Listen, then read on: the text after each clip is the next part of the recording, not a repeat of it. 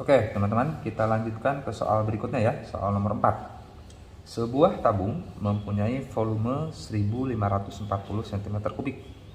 Jika tinggi tabung tersebut 10 cm, hitunglah jari-jari tabung. Di sini ada keterangan pi-nya gunakan 22/7. Oke, ini soal jenis lain ya, yang sudah dikembangkan dari soal-soal nomor 1 dan 2 tadi. Di sini yang diketahuinya itu volume. Jadi di soal volumenya udah ada ya. Terus tingginya juga sudah ada.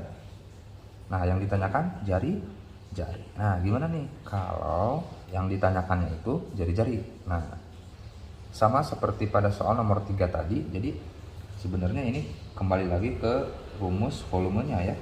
Oke, seperti biasa jangan lupa kita tulis dulu yang diketahuinya apa sih, biar nanti lebih gampang gitu ya pas sudah menghitung tadi. Nah, ini yang udah ditandai ya, volumenya berarti V sama dengan 1540 cm3. Lalu apalagi tadi, tingginya katanya 10 cm.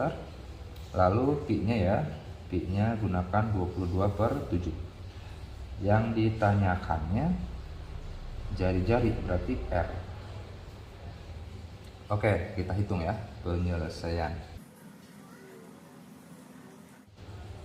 Sebelum ke sana, saya akan menjelaskan dulu sedikit tentang bagaimana cara menemukan rumus baru ya, rumus yang diturunkan dari rumus asal volume tabung.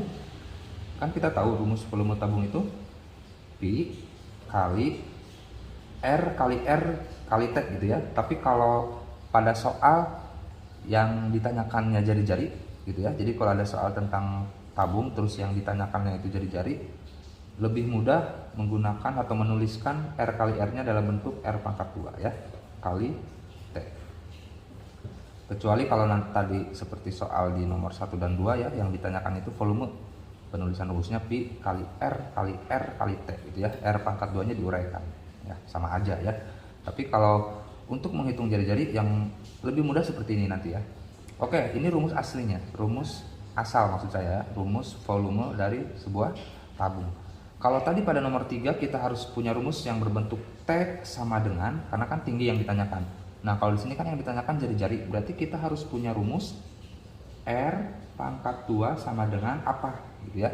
Nah, sama dengan yang nomor 3 tadi, tinggal dibalik aja ya. Ini perkalian, kalau ini pindah ke sebelah kanan berarti jadi berbentuk pembagian. Jadi volume dibagi pi kali T gitu ya. Ini rumus untuk mencari jari-jari ya.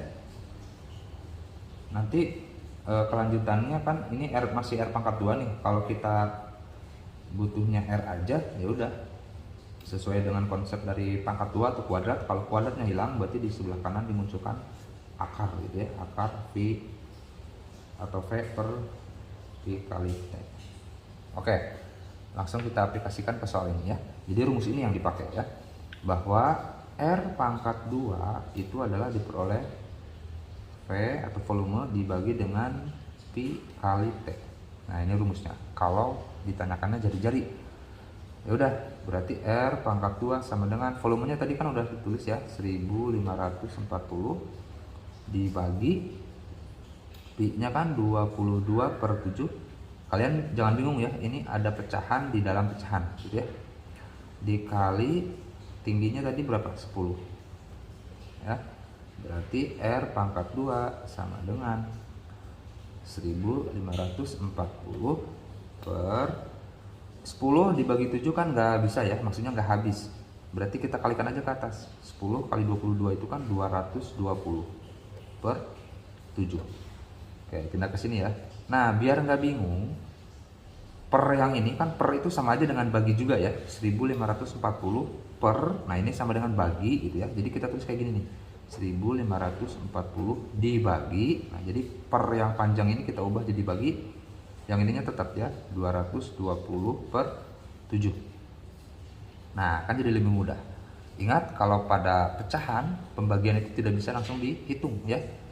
kita harus mengubahnya dulu ke dalam bentuk perkalian dengan syarat pecahan yang di depan tanda bagi ini tukeran gitu ya, pembilang sama penyebutnya. Jadi 7/220.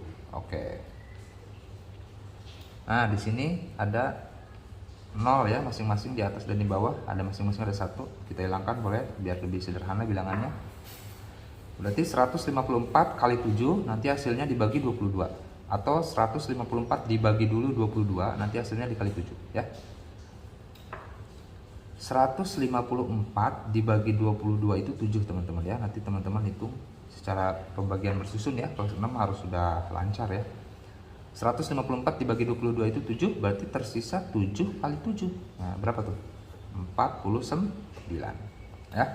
Berarti jari-jarinya kan ini masih R pangkat 2 nih. Kalau R aja pangkat 2 nya hilang, berarti di sebelah kanan munculkan akar, jadi akar 49 ya.